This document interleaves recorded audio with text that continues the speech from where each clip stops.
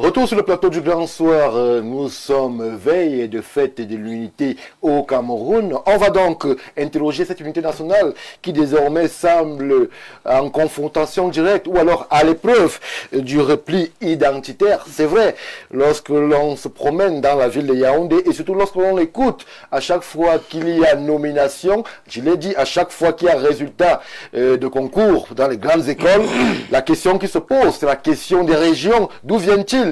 Est-ce que c'est mon frère? Est-ce que c'est ma sœur? Je commence par vous, Ella Ibrahim Mariga. Pourquoi est-ce qu'on a l'impression désormais que les Camerounais peinent véritablement à regarder dans la même direction, mais qu'ils se retournent plutôt en arrière pour interroger les origines de ceux-là qui sont censés porter la dynamique du développement, ceux-là qui sont nommés, ceux-là qui sont promus? Pourquoi est-ce qu'on regarde et on se fixe vers les origines? Parce que ceux qui nomment, ça les profite. Que les Camerounais, n'est-ce pas, le système qui est mis en place, je vous l'ai dit, ne profite qu'aux premiers dirigeants, à la tête du chef de l'État. Parce que c'est lui qui laisse faire ça.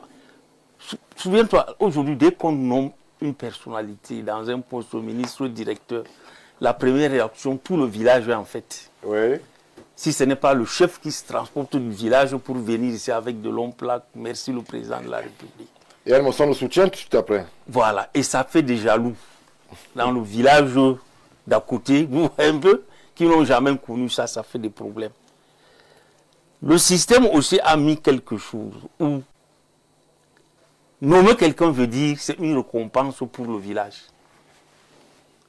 Donc vous comprenez un peu, avec tout ce désordre-là, automatiquement, les gens pensent qu'il y a des privilégiés. Alors, vous évoquez le désordre, alors que, justement, peut-être le système avait pensé pour les équilibres sociaux, pour la redistribution de la richesse nationale, qu'il fallait que tout le monde ait voix au chapitre. Non. Je suis d'accord avec un ami, Pierre Sonam, qui dit que c'est les équilibres des familles. Et c'est vrai. Parce que l'équilibre régional, moi, depuis ma naissance, je n'ai pas vu dans mon village quelqu'un qui a profité de ça, qu'on dise, bon, c'est parce qu'on a donné à la Damawa 5 postes, on a pensé aussi à un fils de Tibati, qu'il soit aussi nommé là, parce qu'il faut équilibrer les choses. Non. Je vous dis que tout ça est entretenu, savamment entretenu par les dirigeants. Les nominations, on ne fait pas de nominations comme ça au hasard. Il y a ceux qui envoient. Je prends le cas, le feu Kavaye Djibri perd son âme. On me dit, tout son village sont passés à l'ENAM. Tout le village sont passés à l'ENAM. Tout un village. Tout un village, comment? Je vous dis, tous les jeunes qui sont. Nous voyons dans les recrutements, que ce soit dans le force armée, ça dit, c'est entretenu, c'est savamment entretenu, et ça profite à qui? Ça profite, n'est-ce pas, au premier d'entre nous. Le régime en place. Donc, ça crée des frustrations où certaines personnes se croient, n'est-ce pas, être lésées, et c'est vrai. Ça se voit. Quand les anglophones vous parlent de marginalisation, est-ce que c'est faux? Marginalise, voilà. Donc, pour vous, c'est vrai? Ils sont exclus dans la République? Mais voyez les postes. Voyez les postes à partir du président de la République jusqu'en bas. Vous voyez un anglophone ou là-bas? Les postes qu'on donne à un anglophone, même, regardez ce qu'on fait du Premier ministre quand même. Regardez ce qu'on fait du Premier ministre. C'est le secrétaire général à la présidence qui lui donne les ordres, ou soit on dit qu'il a même fait sortir de la... Donc il y a des choses... S'il vous plaît, je vous sens impatient. Il y a des choses, si nous parlons de l'unité. Merci. Il ne peut pas avoir de l'unité, n'est-ce pas, sans la justice. La justice sociale. Le respect de tout citoyen, d'où qu'il soit. Mbororo, Pikime, je ne sais pas, Ewondo, Bakouri là-bas. Tant que tu ne te sens pas là, être respecté pour lui, nos dirigeants, en premier le chef de l'État, je ne crois pas qu'il a même la maîtrise de tout là aujourd'hui, même le gouvernement qu'il veut nommer aujourd'hui, parce que tous ses amis qui lui proposaient les gens ne sont plus là. Quand tu prends la demande à l'Edjabou, aujourd'hui, n'est-ce pas, tu vois, n'est-ce pas, comment on appelle? En Gaoudi, il y a Amadou Djouji qui ne sont plus là. Le sultan, Baboun qui ne sont plus là. Comment on appelle celui de l'anglophone qui était à l'Assemblée? PCA de Camtel. Moukete. Tous ces gens ne sont plus là. Donc, il ne sait pas qui prendre. C'est les gens autour de lui qui ils vont faire venir ça peut être très grave, ce que vous dites, si vous prétendez que le président... Non, en ce moment, il n'a pas chez qui. La ressource humaine du Cameroun. Non, en ce moment, ça c'est clair. Ce ne sont pas les gars de sa génération. Ce ne sont pas ses amis. Ça c'est clair. C'est pour ça qu'on vous dit qu'il y a plusieurs lycées qui viennent, quand ils soulèvent le voix, ils ne reconnaissent pas déjà. Merci. Il est obligé de dire non. Merci El Hadj Ibrahim. Donc cette frustration ne peut que créer, je vous assure, des mésententes entre les Camerounais. Ils croient qu'ils sont lésés, on favorise tel. L'unité ne peut pas venir là. L'unité ne peut pas venir lorsqu'il existe des frustrations sociales, monsieur le maire, mais on constate aussi que l'unité, lorsqu'elle est mise à mal, c'est le repli identitaire qui monte en puissance. On a pu le constater lors des dernières élections présidentielles où il y a eu comme un rétrécissement de la pensée. On a d'abord pensé au village en premier, à la tête et l'origine de celui qui véritablement sollicitait le vote des Camerounais. Quand est-ce que, justement, les Camerounais ont basculé et commencé à regarder vers l'origine de celui qui doit diriger le pays, vers l'origine de celui qui doit voter les lois à l'Assemblée, vers l'origine de celui qui doit assurer la sécurité des populations? Est-ce qu'un pays peut se construire sous un tel paradigme? C'est vraiment, je suis très embêté par votre thème. Oui. Et je voudrais confesser que je n'ai pas la prétention de le changer. Mais lorsque vous dites unité nationale à l'épreuve du repli identitaire, cet attelage me semble compliqué. Vous savez pourquoi? Oui. Non? Le concept d'unité nationale, il s'agit de quoi? Si on parle du fait que c'est la 54e édition de la fête de l'unité nationale, ça fait référence à 72. N'est-ce pas? C'est l'unité des territoires. Entre le Cameroun occidental et le Cameroun oriental. Peut-être c'est votre perception, monsieur. Non, vous avez dit 54e édition de la fête de l'unité nationale. C'est pas moi qui l'ai dit, c'est une réalité. Ça commence en 72 parce que 2026 moins 54, ça fait quand même 1972. On passe 72, c'est le principe. Et ça qui me gêne. C'est ça qui est gênant. Parce qu'en fait, est-ce que ce problème d'unité de territoire est aujourd'hui à l'ordre du jour? Dès lors que le Cameroun anglophone est pratiquement, vous n'aimez pas le terme guerre, mais tout au moins en rébellion vis-à-vis de l'autre Cameroun. Rébellion, c'est encore peut-être exagéré. Bon, quel euphémisme est-ce que... Bon, on va dire crise. Bon, il y a une crise. En crise. C'est-à-dire, en fait, l'unité des territoires que nous avons scellée en 72 est en crise. Dans ces conditions, il n'y a pas d'unité nationale. C'est clair. Maintenant, on parlait véritablement, c'est de vivre ensemble. Que malgré tout, on est condamné à vivre dans le même pays, même si on n'est pas d'accord. Et là, c'est vivre ensemble. Et c'est la vivre ensemble qui est à l'épreuve aujourd'hui du repli identitaire. Et je vous dis, c'est la conséquence du comportement des hommes politiques. De vous? Nous, les hommes politiques. Non, il faut le reconnaître. Oui. Le repli identitaire est la conséquence de notre comportement, de ce que nous disons. Et bien entendu, en commençant par ceux qui sont au pouvoir. Rappelez-vous, en 92, lorsque Foundi a été déclaré perdant aux élections présidentielles. Il y a les gens qui disaient que c'est les Étones qui ont balayé la route à Foundi. C'est une légende ou une vérité, j'en sais rien. Rappelez-vous, pendant toutes les campagnes électorales, il y a des membres du gouvernement qui disent que le Sud est le socle organique de Paul Biya. Oui. Ils disent la même chose de l'Ouest. C'est tous ces comportements-là. C'est un bagage. Nous sommes ici à 5. Si 3 personnes se mettent de côté pour parler d'une affaire, les 2 autres font quoi? Ils sont frustrés. Ils sont frustrés. Donc, en réalité, le repli est la conséquence de nos comportements de tous les jours. C'est ça. Maintenant, vous faites référence aux élections de 2025. Elles n'en sont pas la référence. 2025 nous a montré que le Camerounais peut voter quelqu'un qu'ils ne connaissent pas. Malheureusement, ceux qui ont voté Chiroumaya, il y en a beaucoup qui ne le connaissaient même pas. Ils ne l'ont jamais vu. Ça veut dire qu'en fait, la gouvernance nationale est tellement frustrante que les gens veulent tout sauf ceux qui sont au pouvoir. Je ne dis pas, c'est juste, j'ai décrit. Maintenant, à l'intérieur de ceux qui sont au pouvoir, il y a une discrimination. Prenez dans le RDPC. Si vous regardez comment c'est réparti, vous allez vous rendre compte qu'il y a des gens qui pensent que le RDP c'est pour eux. Oui. Ils ne le cachent pas d'ailleurs. Ils ne le cachent pas. Parce que le simple fait qu'on dise qu'ici, personne ne fait campagne, veut dire quoi? Vous savez que les a été bloqués à un péage à l'entrée de Bolova. Non, c'est des faits, malheureusement. Et lorsque vous êtes face à ce genre d'histoire, qu'est-ce que vous faites? La deuxième chose, c'est au niveau de la gouvernance. Lorsque vous entrez dans un ministère, c'est ce que mes amis ont dit ici, que lorsqu'on nomme quelqu'un, le village réagit pour dire merci. Si vous entrez, il y a des ministères, vous entrez, on parle plus la langue du ministre. Du ministre, exact. Que le français et l'anglais. À ce niveau, personne n'est épargné. Bien sûr, personne n'est... Non, je le dis. Ouais. Je n'ai pas dit un seul. Je dis, si on est dans nos ministères, on parle plus la langue du ministre que les langues nationales.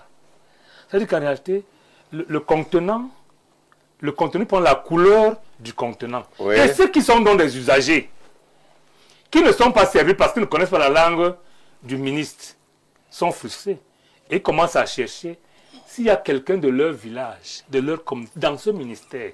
C'est ça en réalité le repli dans le chacun de nous réfléchit désormais que si je vais aller au domaine, je suis Bassa, est-ce qu'il y a un Bassa qui est directeur là-bas? Voilà. Je ne suis plus le ministère, j'ai mon frère qui serait là-bas. Et ça, c'est très dangereux. Parce que nous sommes à plus de 200 tribus, on n'a pas 200 postes de ministres. Nous ne pouvons pas tous être représentés. La solution, c'est quoi? Parce que le plus important, la solution, c'est ce qui est important. Il y a des institutions de représentation. D'autres qui sont l'objet du décret discrétionnaire. Il faut qu'on accepte que les gens soient honnêtes dans la représentation. Honnête, c'est-à-dire qu'on ne devrait pas avoir un gars du sud-ouest qui représente un gars du sud. Non. Au gouvernement, le président peut nommer qui il veut, parce que c'est lui qui est chef de l'État. Il peut nommer qui il veut. Nous, on attend les résultats. Oui. Mais ce qui se passe aujourd'hui, malheureusement, et ce n'est pas mauvais de le dire, nous sortons d'une réforme constitutionnelle qui nous donnait l'impression qu'elle allait vite. Et donc le problème était urgent. Mais on a mal à l'autre. Le président nous a dit, le 31 décembre, que le gouvernement, parce qu'avant de dire qu'il va réformer, qu'il va faire le gouvernement, il a fait le constat d'échec.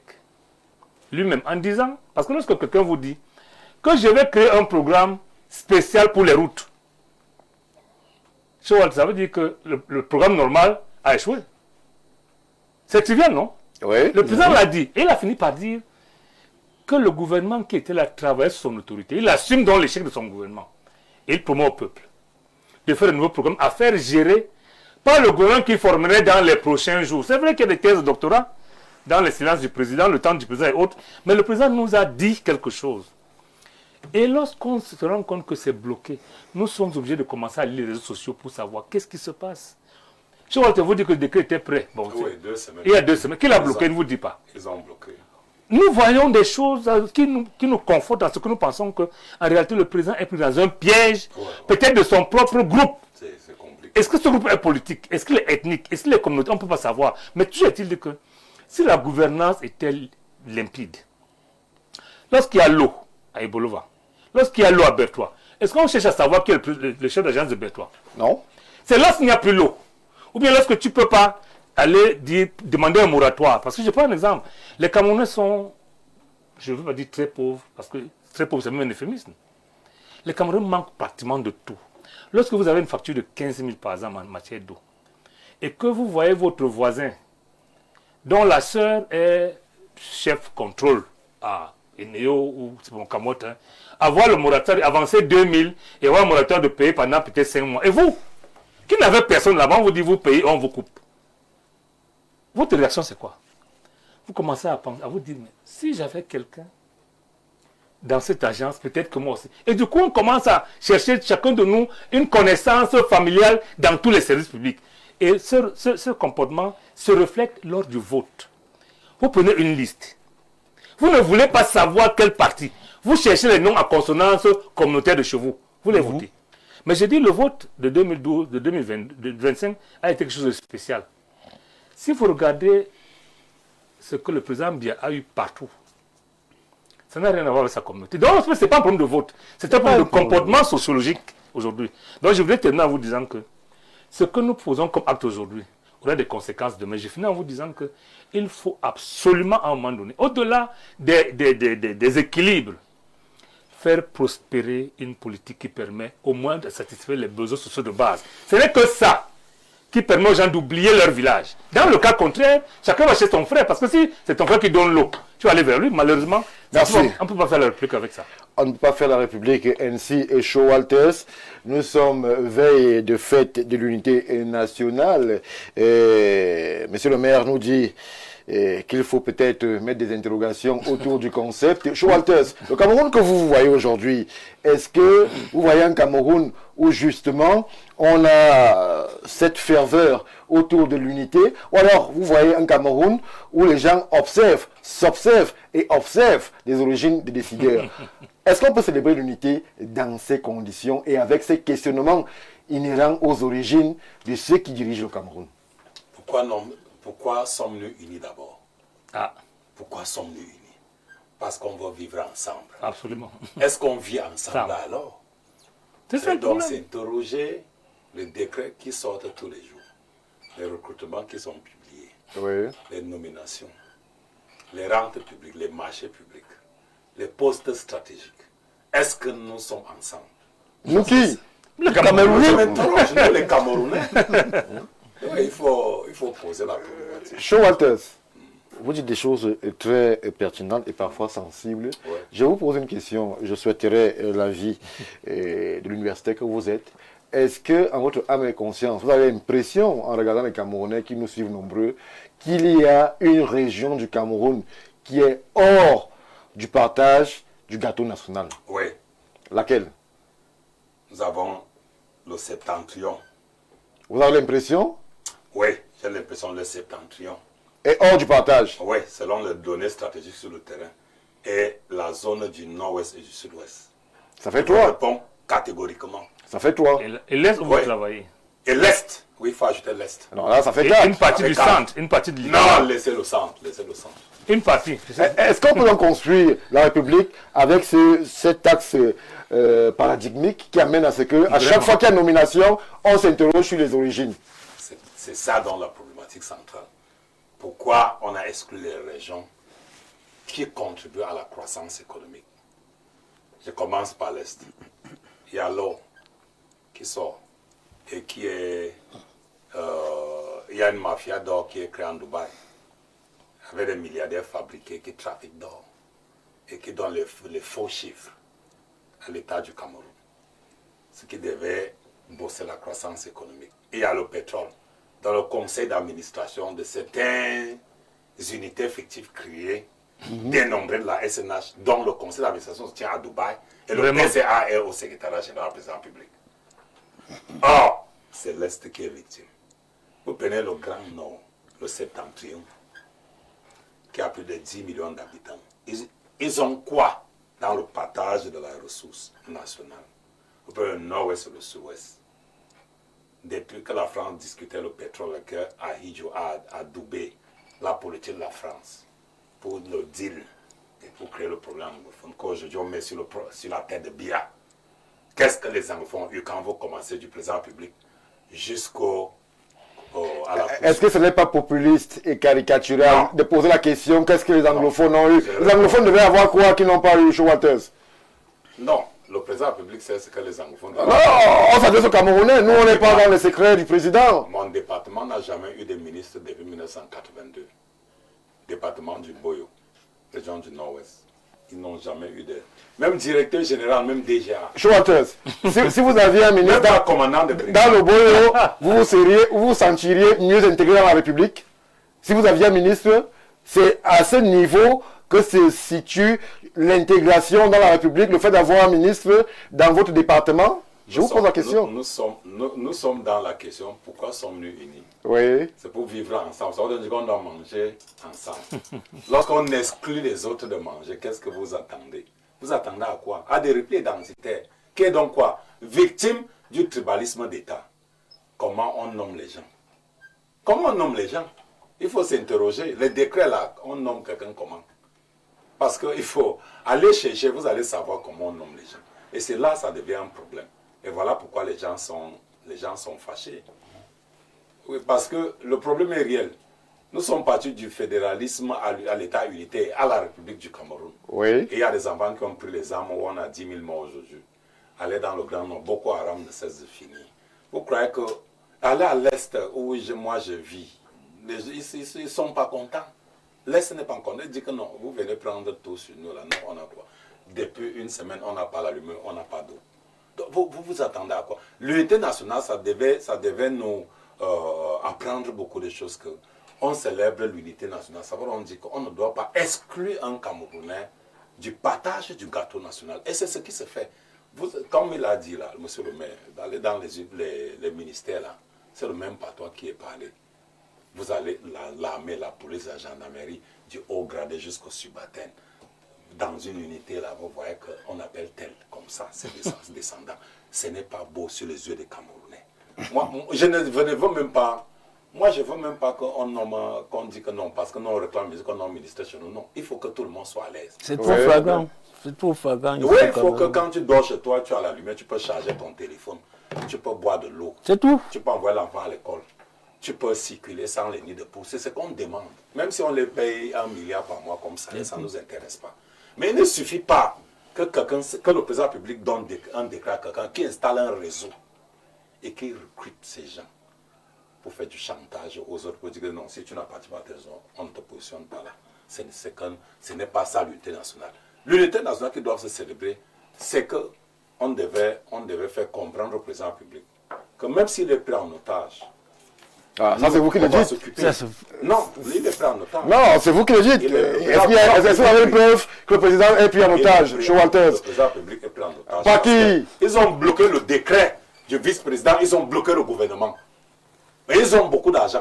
C'est ça qui nous énerve. Si vous ne savez pas, moi je vous informe. Alors, il faudra aussi prouver ce que vous avancez chez Walters. Non, moi je suis enseignant-chercheur. Moi je vous dis qu'ils ont bloqué le décret de nomination du vice-président il y a eu 2 semaines. Ils ont bloqué le gouvernement. On attend que le 20 mai passe là. Il faut qu'on nous libère le poste du vice-président et le gouvernement parce que eux qui sont là-bas, ils ont peur d'aller en prison comme l'équipe d'Ali Bongo au Gabon. Là. Attention, ce n'est pas pour rien que le président public, là vous ne le savez pas, sa sécurité a été mise à jour. Le président public il a refait sa sécurité personnelle. Son état-major, ce n'est pas pour rien. Ça veut dire que nous devons protéger le président public, nous qui l'avons élu. Nous devons protéger le président public en disant quoi? En dénonçant ces bandits qui sont à côté de lui. Moi, je n'ai pas peur. Je n'ai pas peur. Parce qu'on souffre. Je ne peux pas habiter avec les gens qui se lèvent du matin et qui n'ont pas 100 francs pour boire la bouillie et manger le haricot. Et venir dire à la télé que parce que moi j'ai le travail. On sait comment ça s'est passé. Donc nous, on n'accepte pas que l'unité nationale, là, ils vont défiler demain et tout ça, on va voir le président. Nous devons protéger le président de la République. C'est ce que je vous dis. Et nous qui va nous protéger? Même les hommes politiques, vous devez protéger le président public. Non. En dénonçant ceux qui volent les milliards et que quelqu'un part à la PJ et dit qu'on a volé 400 millions chez lui. Qu'est-ce qu'on a fait de celui-là? Non. Voilà les gens qui devaient dénoncer le président public. Quand on parle à la PJ, il dit que les ménagers ont volé 400 millions chez lui. Il dénonce et il a envie. Et vous acceptez ça. Et on a fait quoi de celui-là? Rien. Merci. Libérer le poste de vice-président, libérer le gouvernement pour que chacun puisse manger chez lui. Merci chez Walters. C'est mon coup de Monsieur Bala, alors, nous sommes veille de célébration justement de la fête de l'unité nationale au Cameroun, mais des interrogations. Et la principale semble être ce Cameroun-là où justement on a l'impression qu'il y aurait deux entités. On ne va pas revenir sur la célèbre formule Tanga Nord, Tanga Sud, mais est-ce qu'on peut construire l'unité sur autant de tensions et d'injustices sociales? Oui, Stéphane, je crois que Aladi le disait tout à l'heure. Oui. On ne peut pas construire l'unité dans l'injustice. Aujourd'hui, quand nous voyons ce qui se passe dans notre pays, c'est alarmant. Puisque moi, j'ai vu des choses où, à un moment, je me suis posé la question de connaître si nous avions des consciences, quelquefois. J'ai assisté à quelque chose où, autour de moi, oui, quelqu'un avait des ouvertures pour pouvoir aider quelques personnes par rapport à un emploi. Mais le monsieur a cherché autour de sa famille, dans sa maison, il n'y avait plus quelqu'un. Aller dans son village, c'est pas vrai, chercher jusqu'au ménager pour amener à Yaoundé, juste pour venir occuper ses postes. Pendant qu'il y a des proches là, des voisins, où il n'y a même pas un seul enfant qui est intégré quelque part. Et avec de telles attitudes, nous nous attendons. Il ne peut pas avoir unité. Il ne peut pas avoir unité. Jamais. Il ne peut pas avoir unité. J'ai suivi dernièrement dans les réseaux où l'actuel président de l'Assemblée disait aux enfants de l'ancien président de ne pas avoir peur. Oui. De ne pas avoir peur. Oui, c'est vrai que ça va interpeller. De ne pas avoir peur parce qu'il y a un nouveau président et tout. Qu'il n'ait pas peur, il va les garder, ils n'iront nulle part. Ça veut dire que... Sans oublier que la semaine d'avant, il avait demandé à l'un de ramener la voiture. Alors, donc comprenez que nous sommes dans un pays où il y a un sérieux problème. Un sérieux problème. Je dis qu'il y a des familles où il n'y a même pas un seul enfant qui est intégré dans toute une famille. Dans toute une famille. Avec ça, comment pouvons-nous parler d'unité? D'unité. Alors, l'unité pour vous serait justement un pays où on essaye de distribuer un peu à ceux qui n'en ont pas. C'est ça. Qui est au moins la disparité du genre, quand même qu'il y ait équilibre un tout petit peu. C'est pour ça qu'on est unis. Mais aujourd'hui, c'est quoi? C'est certains qui vivent et certains sont totalement dans la souffrance. Tu iras quelque part où l'enfant va présenter un dossier. On va demander le parrain. Stéphane, aujourd'hui, si dans ta famille tu n'as personne, qui sera ton parrain? Parce que ces parrains sont les parrains qui ont quelqu'un quelque part. Et pour ceux-là qui n'ont pas quelqu'un, quelle est leur place dans la société? Avec ça, on peut parler d'unité. L'unité sera difficile. L'unité sera difficile. Donc il est vraiment question que cette histoire soit revue. Oui. Que cette histoire soit revue. Merci. On va prendre une réaction qui concerne rapidement le docteur Showalters.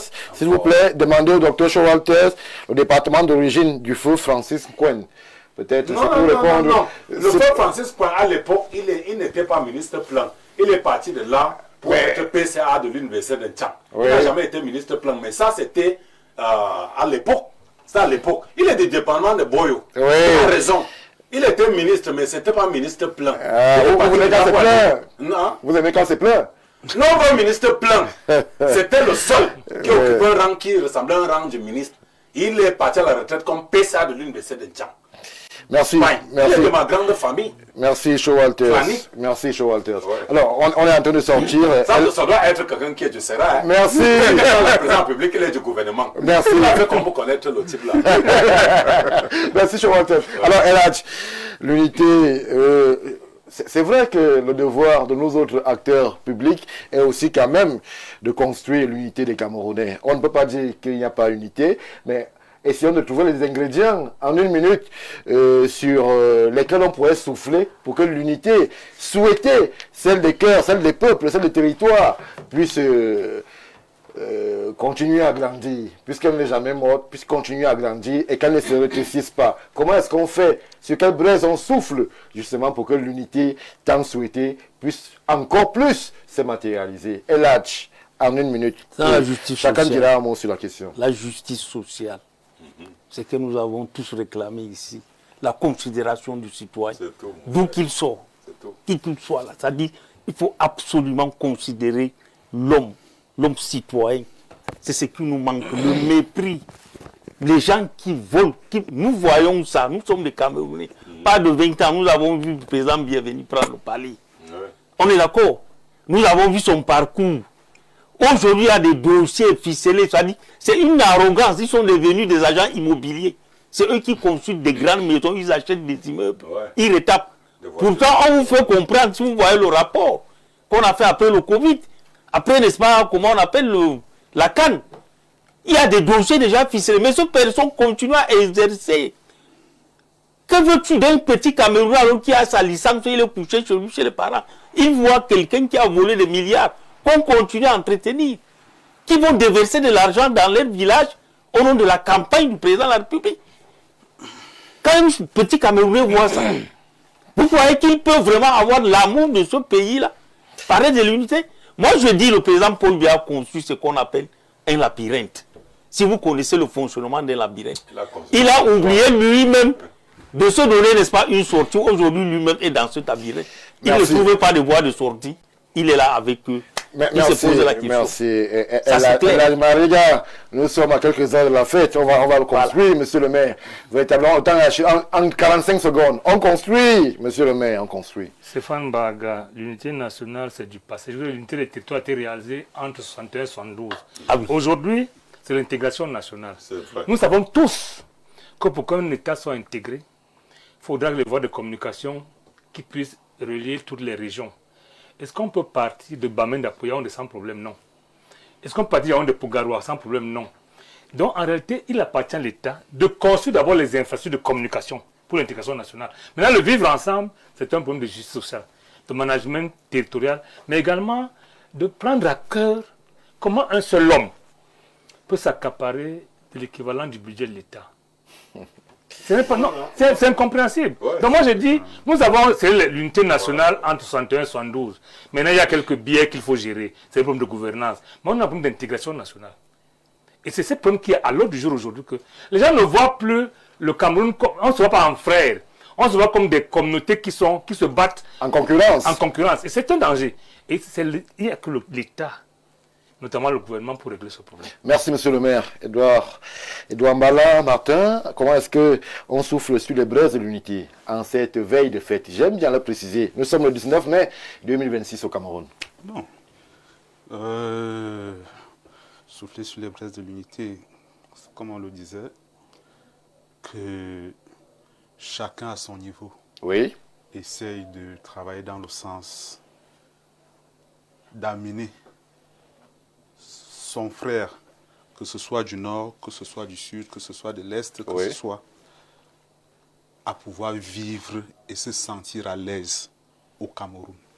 Merci, cher monsieur. Showalters, vivre à l'aise partout au Cameroun, que vous soyez du nord, du sud, de l'est à l'ouest, c'est le vœu de monsieur Mbala sur le plateau. Un indicateur pertinent, privilégier la compétence, le mérite et l'équilibre régional. Chacun va se retrouver à l'unité nationale, c'est tout. On n'a pas besoin de chercher midi à 14h. Il faut privilégier la compétence, le mérite et l'équilibre régional. Même quelqu'un qui est du fond du pays, même à Mora, il va se retrouver sa place et les gens ne vont plus parler. Il faut bâtir les infrastructures de communication. Merci. Oui, bon, ça peut venir après. Merci. Le mérite, ça c'est le mérite d'abord, le mérite. Merci, cher monsieur, pour la présence en ces lieux. Nous sommes veille de fête, on va apaiser et surtout, on va dire bonne fête à tous les Camerounais, d'où qu'ils soient, du nord au sud, de l'est à l'ouest, et même ceux de la diaspora. Ils sont nombreux qui nous regardent chaque fois que nous prenons la parole en ces lieux. Bonne fête à vous. Et ne manquez surtout pas les programmes qui seront concoctés par Info TV, parce que sur Info TV, vous êtes au cœur de l'actualité. Et l'actualité, c'est dans 8 minutes par là. Michobo sera là justement pour vous la distiller. 20h, Théophile Vianney-Billard vous donne aussi rendez-vous pour l'actualité du Cameroun. Et même d'ailleurs, puisque sur Info TV, l'actualité, c'est l'essentiel de notre production. Bien le bonsoir.